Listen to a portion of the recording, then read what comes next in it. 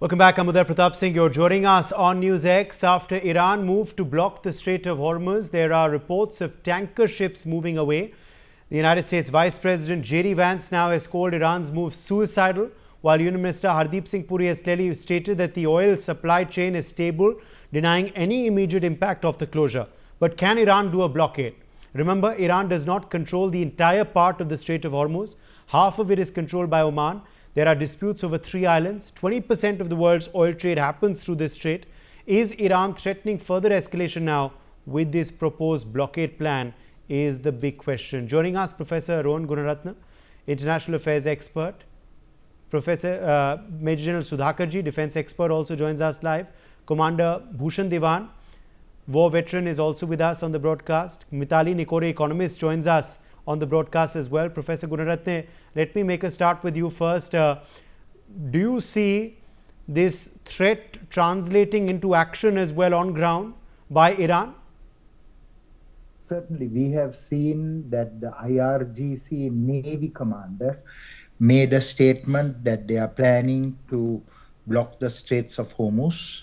But we have also seen that the Iranian foreign minister traveled today to Russia to meet with the Russian leaders. We have also seen that Israel mounted a very daring attack, dismantling some of the key AI assets of the Iranian Air Force by attacking 6 airports. Other than that, a number of IRGC sites have been attacked. A number of missile sites have been attacked. So Israel continues to mount operations inside Iran. So Iran will now move forward to further create disruptions, because Iran is not going to stay silent. Iran will also respond to this wave of attacks. Of course, the Western governments are keen for regime change. We have seen a post by President Trump where he has said, in many ways, he has said that although he initially said that this is not a regime change operation, now he's very much aligned to that thinking. So I believe that there will be a regime change in Iran. That is the direction in which the Western powers and Israel is moving. Commander Bhushan Diwan, the Strait of Hormuz now, do you believe it can be closed by Iran? Will this then mark a complete, fresh level of escalation in the conflict? Is this something that the United States and others will allow? Iran definitely has the capability of blocking Straits of Hormuz, but not for long. Estimates are not more than a month. Why? In the past, also during Iraq-Iran war, Iran had done similar thing, and even a warship was hit. The naval options at the hands of Iran are mining the area, using their micro submarines. They have, and other submarines, they have 25 submarines with them, and even shore-to-ship missiles. But Bahrain, with its 5th Fleet headquarters, which is just in the proximity of Strait of Hormuz, and what America had done that time, they have unmined the area by their minesweepers, number one. They also have mined the Iranian part of the, channel, and also they have used all the various countermeasures on Iran, and therefore it has been found that, and that is one part, that is the military part. The economic part is, if you see the exports from the Straits of Hormuz, out of 2 crore barrels, 22 million barrels per day passing through Strait of Hormuz, Iran's itself about 3 million barrels are passing of Iran per day, and Saudi is 9 million barrels, and Iraq is 4.5 million barrels per day. The point is, by blocking this, Iran is also hurting its own self. Iran's revenue from oils, most of it goes to China, will suffer. And secondly, Saudi Arabia cannot tolerate this situation for long. And Next thing is with the American huge naval presence in the area, America cannot allow such a thing because overall oil costs will go up, and therefore, if you have seen, the American officials have requested China to intervene to tell Iran not to do such a thing. So Iran, to my mind, will still do such a thing to send a strong message that they are capable, but economically speaking, they cannot do it for much longer than 3 weeks, 4 weeks, and so on. Right. In fact, let me also, draw in at this point Major General Sudhakarji. Major General Sudhakarji, do you see this threat by Iran translating into reality? Have efforts already started to block the Strait of Hormuz? The entire strait is not controlled by them, but they do control a large chunk of it. Do you then see this as possibly one of the tactics that they will adopt to signal their displeasure on the US's direct involvement as well now? Uday, good evening. Thank you for getting me to your show, and compliments to very distinguished panelists. What I'm going to share with you is my perspective based on some degree of research. Now, I personally feel that the Strait of Hormuz is going to turn into a new and a fresh flashpoint, global flashpoint in times ahead. The real battle is not going to be fought in the hinterland of Iran. This is the place, if Iran wants to teach a lesson to its adversary, it should actually pitch in heavily and gravitate all its effort to this 30-kilometer wide at the narrowest point, and the widest point is around 50 kilometers. Now, in doing so, out of 8 island territories that this particular strait has, Iran has got control on the majority of the island territories. They have carried out rehearsal to the best of my knowledge in the past. They have also got contingency planning, the communication network, command, control, coordination, surveillance capability. I don't know what surveillance capability, residual capability they are left with now because the air defense is gone. But I'm given to understand that they do have some degree of capability which has been reinforced or enhanced very clandestinely by some well-known alliances of Iran, particularly, if I may suspect, it could be Russia, because Iran went in for a strategic partnership with Russia early part of this year. And I'm given to understand very discreetly very heavy cargo ships have already docked in the Persian Gulf, and there are large chunks, quantum of stores, equipments, warlike stores and all, which have been shifted to Iran. Perhaps those who have got the pulse of the ground, they will be able to corroborate. Now, in doing so, you see the channel can be divided into a couple of subsectors of domination. One is actually dominated by Oman, which is hugging the coastline of Oman. Another one is dominated, predominantly I would say, is dominated by Iran. But there is also a small portion of one island which is dominated by, where they have a dispute, by the UAE. Besides this, the nearest American base, to my understanding, is the Bahrain, where they have adequate resources and extended reach by virtue of presence of air assets. Also, they have got the standoff capability, kinetic component, which they will be able to address, and they have got a real-time kind of a surveillance capability to pick up intelligence and neutralize. The fact of the matter is, now that you're holding a kind of a panel discussion, it entails us to divide the subject into, firstly, is Iran going to do it or not? Whether Iran is going to do it or not, my answer to the question is, this is an option where the self-esteem of a nation has been deeply hurt and anguished. I personally feel it is not like any other country. It's a civilizational country. It has got its own character. It has got its own image. It is to be once upon a time a kind of a global power. And look at the kind of conflicts it has gone through, whether it is Iran-Iraq conflict from 1980 to 88, and thereafter off and on, they are the arch rivals of Israelis. The Israelis do not want Iran to exist on the map of Middle East, and so has Iran doesn't expect the Israel to exist on the map of. So there is an arch rivalry which is ongoing, and the conflict is being experienced by both the stakeholders. But the issue here is, what else? If Iran has to redeem its humiliation, the way it has been actually battered with a deception measure by the global superpower, will any country accept such kind of humiliation? I personally feel Right. that if push comes to shove or otherwise, Iran will definitely exercise this option. Although, what are the ramifications of this option? The ramification is that 20% of the global oil passes through this particular strait. And as far as India is concerned, we have almost about 54% of the India's crude oil coming from the Middle East. And besides that, we have there are other impacts as well. Almost about 40% of our remittances. You see, the diaspora also plays a role. Indian diaspora is going to be grossly impacted.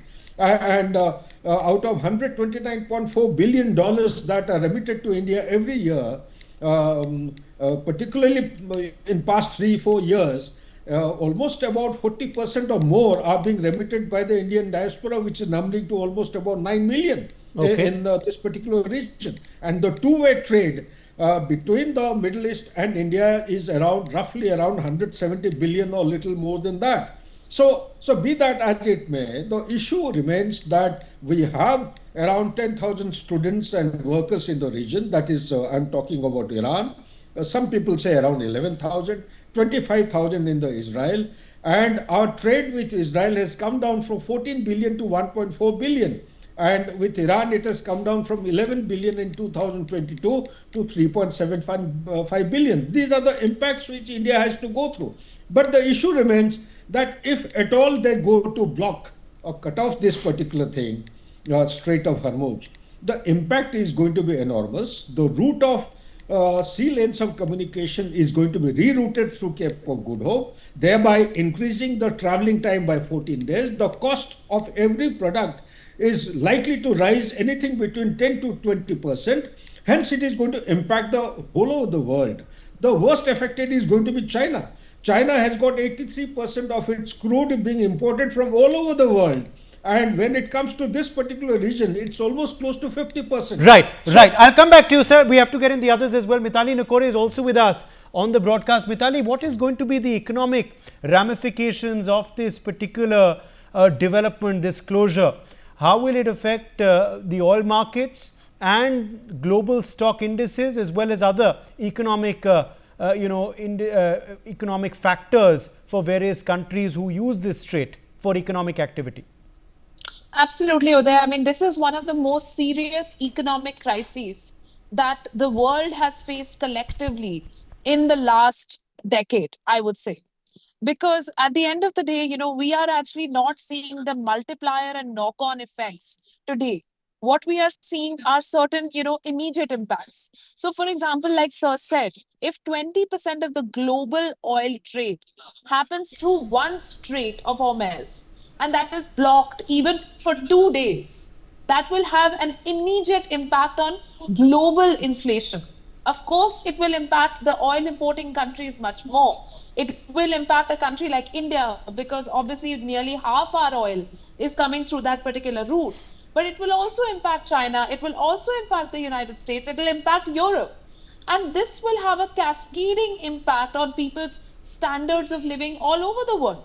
So we are actually facing an unprecedented humanitarian crisis, which will impact each and every person around the world. And now imagine when your inflation increases for standard goods and services, standard everyday goods and services, food inflation is going to be the most impacted, because food inflation is where, we are talking about food processing and food products getting traded.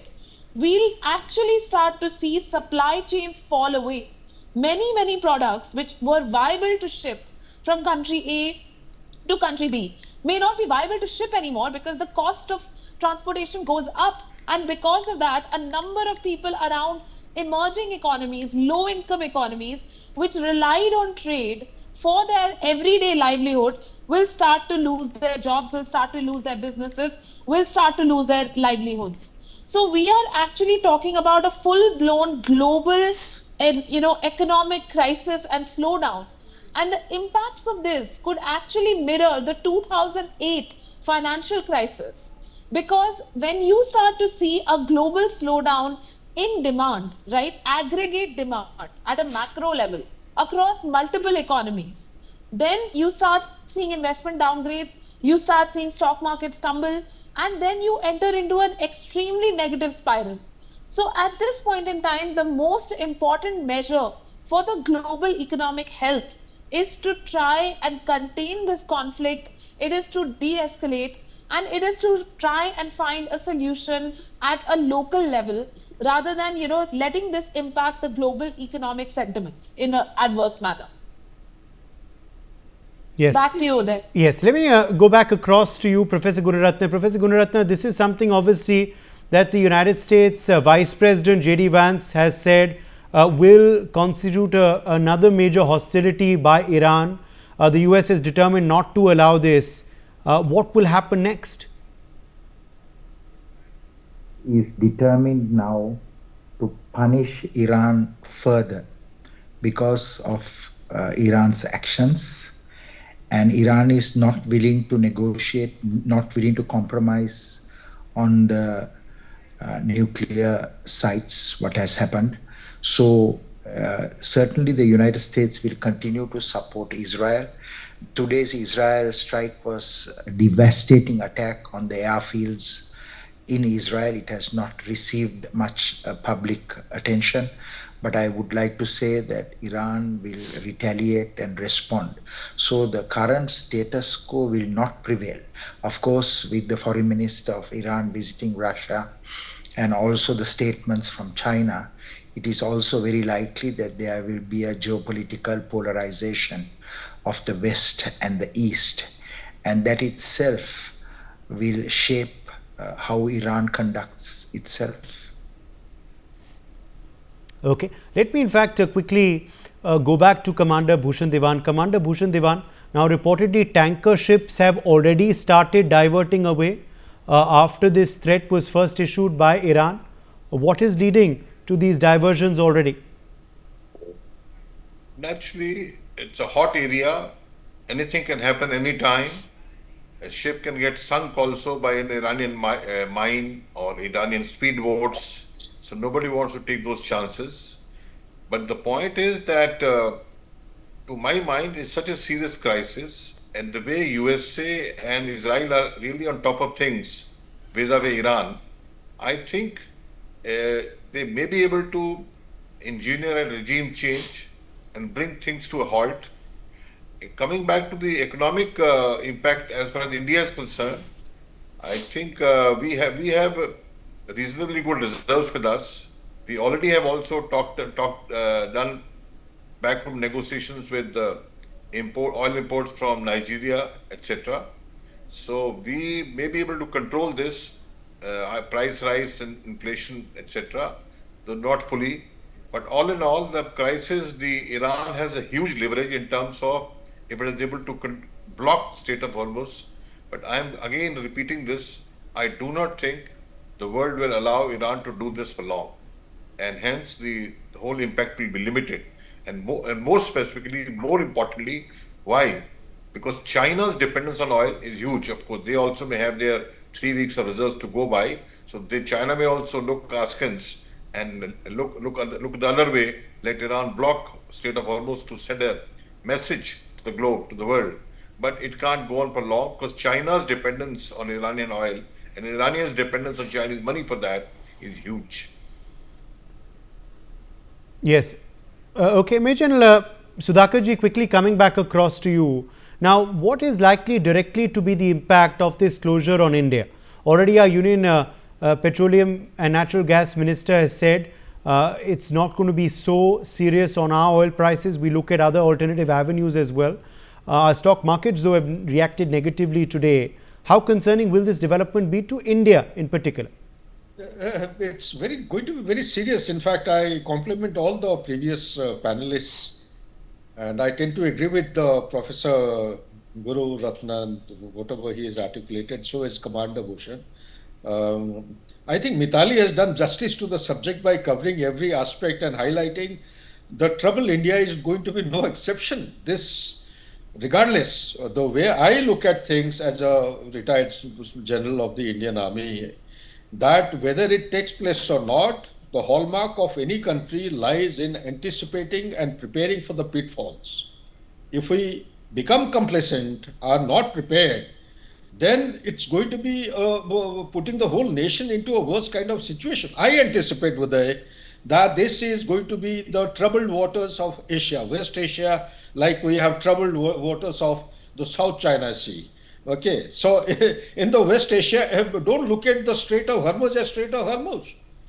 If that be the center, epicenter of military activities, it is not the economics. It's going to fan out.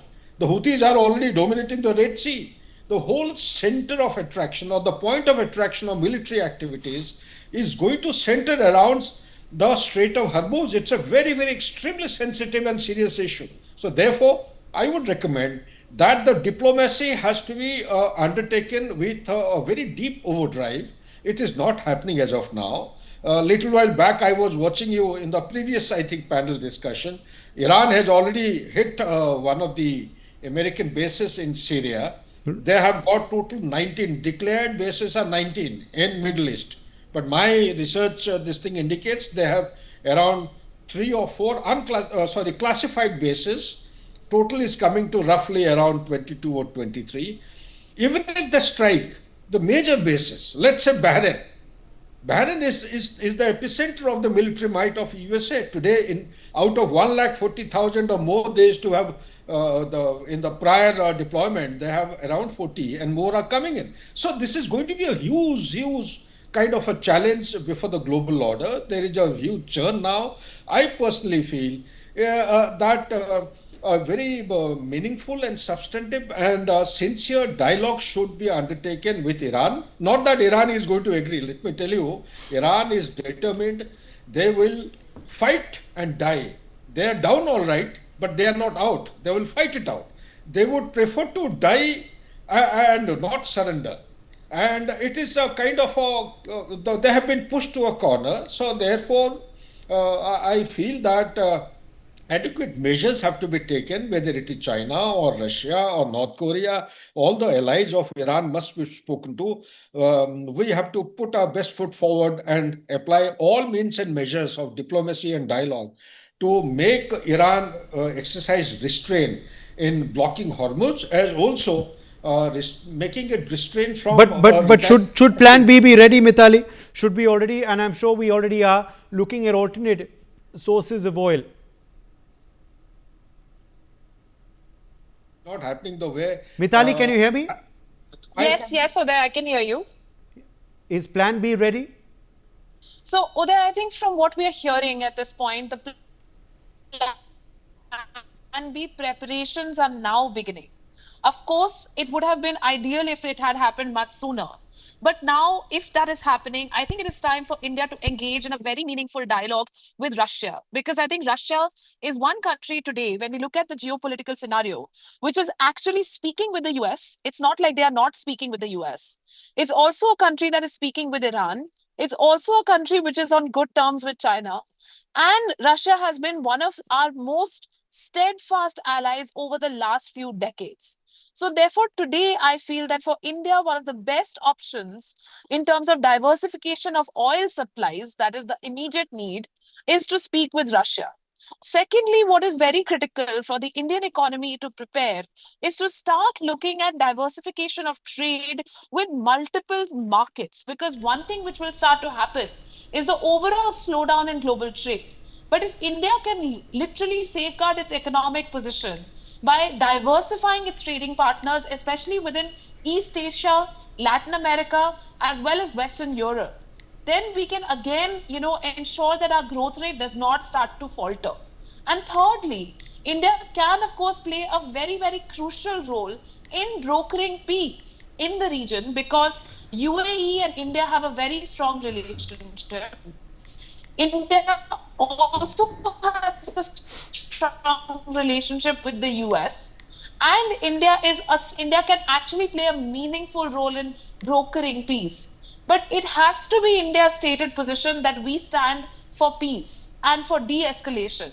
Because for our economic growth and for safeguarding our economic growth, we have to have peace around the world. We have to have a conducive environment for the growth of our economy.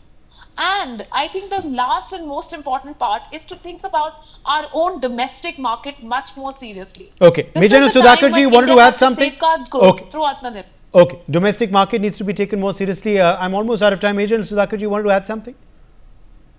Want to, yes, just compliment Professor Guru Ratna. You see, there are all signatures pointing towards a regime change. Let's not take it very lightly.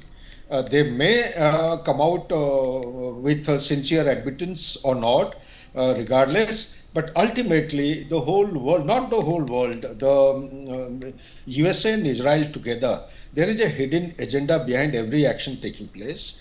And that hidden agenda is well known to Iran. And in Iran, let me tell you, the 77% people live in urban areas. The urbanization has picked up momentum in past 25-30 years. 22 to 24% they live in the rural area. And when you carry out the latest survey, you go into the details, more than 65% people are in favor of the present regime, despite the kind of human rights and the hardship the entire country has gone through consequent to the hijab issue and all that.